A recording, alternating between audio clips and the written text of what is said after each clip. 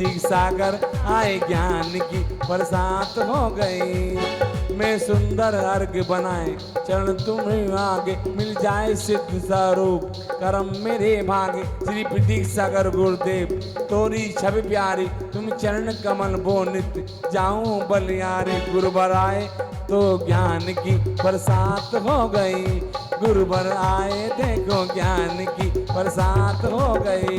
ओ गुरुवर आए देखो ज्ञान की बरसात हो गई।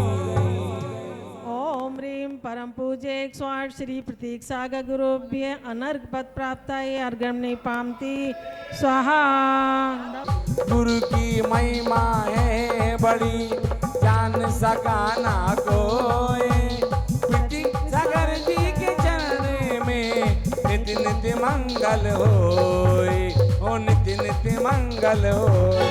ओ मैं आया ओ चरणों में, ओ प्रतीक सागर ओ दर्शन को, ओ तेरे द्वार आया करो बब पार आया, ओ तेरे द्वार आया करो बब पार आया। ओम ह्रीम परम पूज्य 108 श्री प्रतीक सागर गुरुभ्य अनर्घ पद प्राप्ताय अर्घ्यमणि पामती स्वाहा। बाणी माँ जिन बाणी माँ, बाणी माँ जिन बाणी माँ, बाणी माँ जिन सबको मौके सबको मौका दे। गुरु गुरुदेव चंदन गुलाल बने, तेरे चरणों की थोड़ा धूल थोड़ा सबको मौका मिलना बाबा, चाहिए। चंदन गुलाल नीचे आ जाए। बने, तेरे चरणों की धूल गुरुवे, तेरे चरणों की धूल गुरुवे, चंदन गुलाल बने। हम अज्ञानी हो ज्ञान गुरुवर का प्राप्त करें। इसीलिए तो कहा गया रघुकुल रीत सदा चले आई, प्राण जाए पर। ये कहाँ की रीत है? रघुकुल, रघु मतलब राम के कुल की, राम को महान बनाने वाला भारत की संस्कृति है।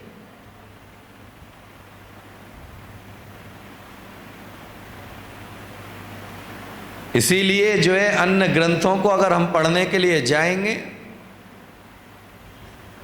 अन्य मतों के दर्शन को अगर देखने के लिए जाएंगे, तो वहाँ पर एक पंक्ति आपको देखने को मिलेगी, प्रातः काल उठऊ रघुनाथा, मात पिता गुरु नवावई माता।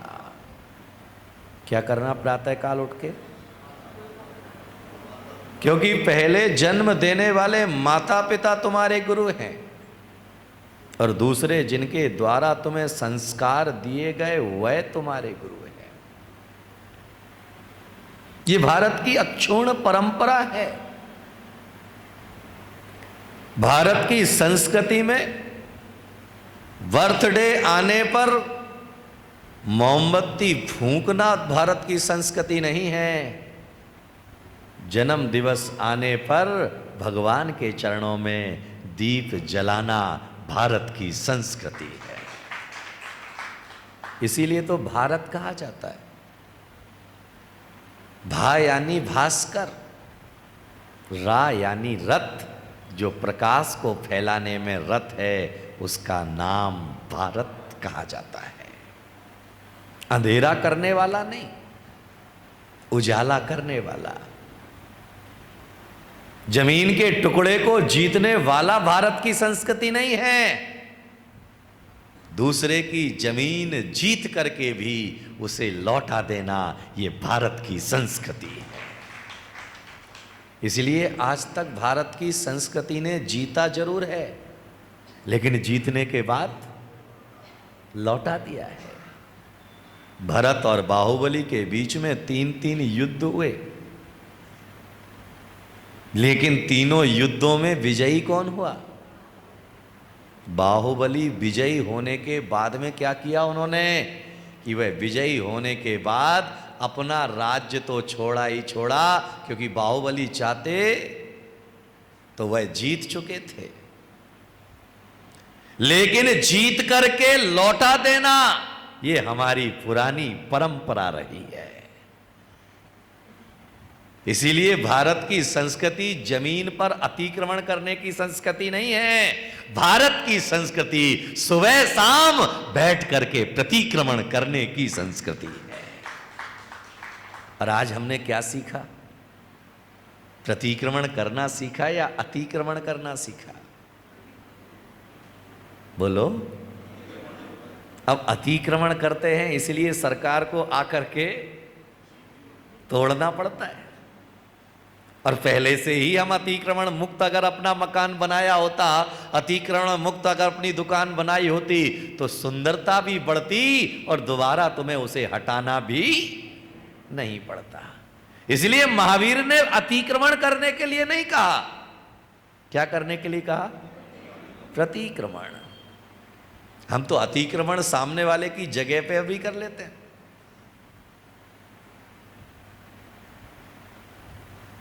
हम तो जो है अतिक्रमण भगवान की प्रतिमा पर भी कर लेते हैं। हम तो अतिक्रमण जो है गुरुओं के ऊपर भी कर लेते हैं।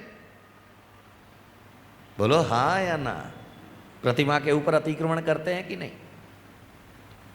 दर्शन करने के लिए खड़े होंगे तो ऐसे दर्शन करने के लिए खड़े होंगे कि पीछे वाले को दिखाई ना दे, एकदम बिल्कुल भगवान के सामने। भगवान की नजर एकदम हमारे ऊपर पड़ना चाहिए। अरे याद में रखना कि भगवान की नजर तुम्हारे ऊपर पड़ेगी या नहीं पड़ेगी, लेकिन कर्मों की नजर तेरे ऊपर जरूर पड़ेगी। क्योंकि तेरे बीच में खड़े होने से जो बाद में दर्शन करने आया उसे भगवान का चेहरा दिखाई नहीं दिया, तो तुझे दर्शनावरणी कर्म का बंद जरूर हो जाएगा। कर्मों ने तेरे ऊपर नजर जरूर रख ली है। इसीलिए कहा गया कि भगवान जिनेंद्र के दर्शन करने के लिए जा रहे हैं तो ऐसी जगह खड़े होकर के दर्शन करना कि जहां किसी को तुम्हारे दर्शन से व्यवधान ना हो। और हम कहां खड़े होते हैं? एकदम साइड में। कहां? एकदम सीधा सेंटर पॉइंट। क्योंकि भगवान के ऊपर हमारा ही कॉपीराइट है। मुनि महाराज के ऊपर, अरे बोलो, हमारा ही कॉपीराइट है। चरण छुएंगे तो हम ही छुएंगे। है हमारे हाथ में जो है पाद प्रक्षालन का कलश पकड़ा दिया है। अब तो पूरे टाइम कौन बोला? हम ही पकड़ के रखेंगे। यानी बाजू वाले का क्या लेना देना है? आगे हम खड़े हैं, वो फोटोग्राफर सामने है, कैमरा सामने है, सबसे ज्यादा फोटो ये देखो हमारी आना चाहिए। निवेदन और गुजारिश करना चाहूंगा, इसलिए कहा गया मिल बांट के खाओ, अकेले मत खाओ। है महिलाओं को कहा गया कि भाई जो है जितनी भी कुर्सियों पर बैठी हुई महिलाएं हैं वह सभी शास्त्र भेंट करे। सारी आ भी नहीं पाई, उसके पहले तो रख के चले। तुम आओ या ना आओ, हमारा काम होगा, हमारे हाथ में मिल गया, हमने अपना काम निपटाया, अब तुम जानो तुम्हारा काम जाने। याद में रखिएगा कि लेकर के चलना भारत की संस्कृति है, छोड़ना भारत की संस्कृति नहीं है। अरे याद में रखना कि हाथ मिलाओगे जभी तो दिल मिला पाओगे, हाथ जोड़ोगे तो सामने वाला भी तुम्हारे लिए हाथ जोड़ने लगेगा। इसीलिए भारत की संस्कृति कहती है कि अपनी संस्कृति में रहने वाला व्यक्ति जो है कभी भी निराशा और हताशा में नहीं जीता है। इसीलिए भारत की संस्कृति देने की संस्कृति है। भारत की संस्कृति त्याग की संस्कृति है। भारत की संस्कृति बलिदान की संस्कृति है। और याद में रखना, बलिदान करना पड़ता है। एक परिवार को अगर चलाना है तो बड़े लोगों को बलिदान, बोलो। इसलिए कहा गया कि घर का मुखिया गौमुख जैसा होना चाहिए। किसके मुख की तरह? गौमुख मतलब गाय के मुख की तरह। क्यों? क्योंकि गाय जब पानी पीने के लिए जाती है ना, तो वह पानी के अंदर घुसती नहीं है। कहां से पानी पीती है? अरे बोलो, जीभ से तो पीती है, लेकिन पीती कहां पे खड़े होकर के? किनारे पे खड़े होकर के धीरे से, कि पानी को भी पता ना चले कि उसे कोई पी रहा है। और भैंस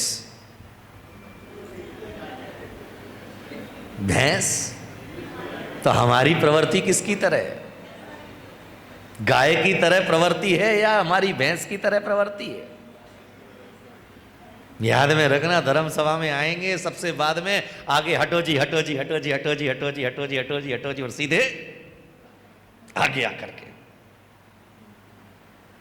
भारत की संस्कृति कहती है कि अगर आप बाद में आए हैं तो पीछे बैठे हैं, और पहले आए हैं तो बोलो। और हम क्या करते हैं? पहले आते हैं, पीछे बैठते हैं, बाद में आते हैं वो आगे बैठते हैं, क्योंकि वीआईपी है, चीफ गेस्ट। बाद में आए और आगे बैठे उसे क्या कहेंगे? बोलो, समारोह का मुख्य अतिथि। निवेदन और गुजारिश केवल इतना ही करना चाहूंगा, अनुरोध केवल इतना ही करना चाहूंगा कि विचार करिएगा, मंथन करिएगा, सोचिएगा कि हम संस्कृति और संस्कारों से कितने दूर हैं। पहले जो है प्रणाम करने के लिए जाते थे तो क्या छूते थे? बोलो बहुओ, क्या छूते थे? चरण। और आज जब पैर छूने के लिए जाते तो क्या छूते हैं? बताओ, चरणों तक तो हाथ पहुंचता ही नहीं है भाई, पैर जो है घुटनों पर ही अटक जाता है। इसीलिए कहा गया कि चरणों में आचरण का वास है, लेकिन घुटने में किसका वास है?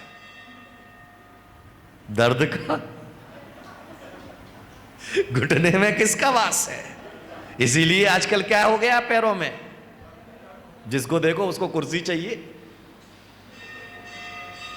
बुजुर्ग हो या जवान, क्योंकि उसने छुआ क्या है? अपनी सासू के घुटने छुए तो सासू ने कहा तथास्तु, मेरा दर्द तेरे को मिल जाए। उसने तथास्तु कहकर के तुम्हें आशीर्वाद दे दिया है कि मेरा दर्द तुम्हें मिल जाए। तो याद में रखिएगा कि जो चाहिए वह छुओ। इसीलिए संतों के क्या छूते हैं? चरण में भी कहा गया कि मुनिराज के जो है आप पैर के नाखून छुओ, अंगूठे के ऊपर अपनी आंख को लगाओ। किसके ऊपर? किसके ऊपर? और हम कहां लगाते हैं आंख? घुटने पे। महाराज बैठे थे, कौन बोला अच्छा अंगूठा दिखाई नहीं देता?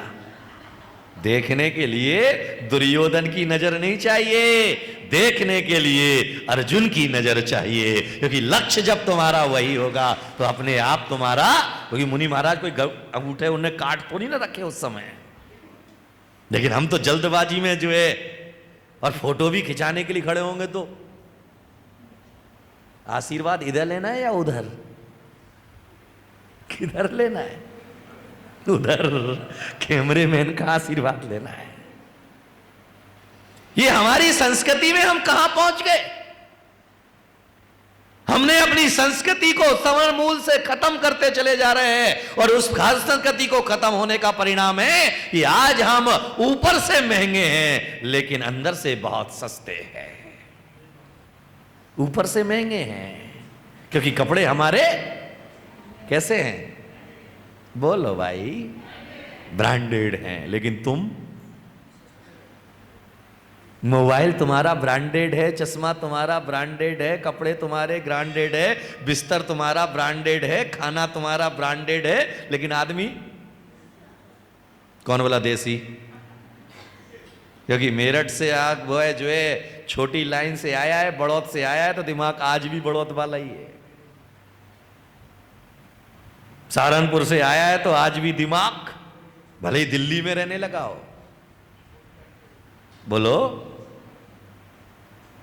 ब्रांडेड कहां है हम? याद में रखिएगा, भारत का ब्रांड क्या है?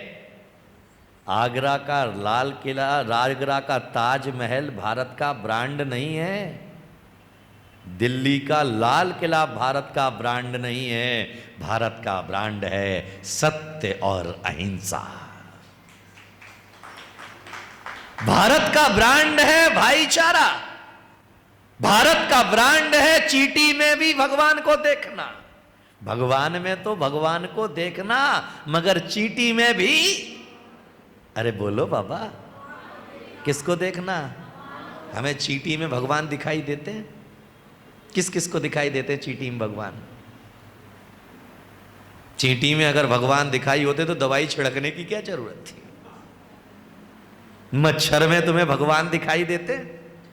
ये कह रहे हाँ देते हैं। तो फिर वो लगा के काय के लिए? फुसफुस बोलो। तुम्हें गधे में भगवान दिखाई देते? अगर मान लो तुम शुद्ध जल लेकर के आ रहे हो और किसी अशुद्ध कपड़े वाले ने आपको छू लिया, आप क्या करोगे? बोलो, क्या नाम है श्री भगवान आपका? योगेश भाई, क्या करोगे अब आप? जाओगे तो बाद में,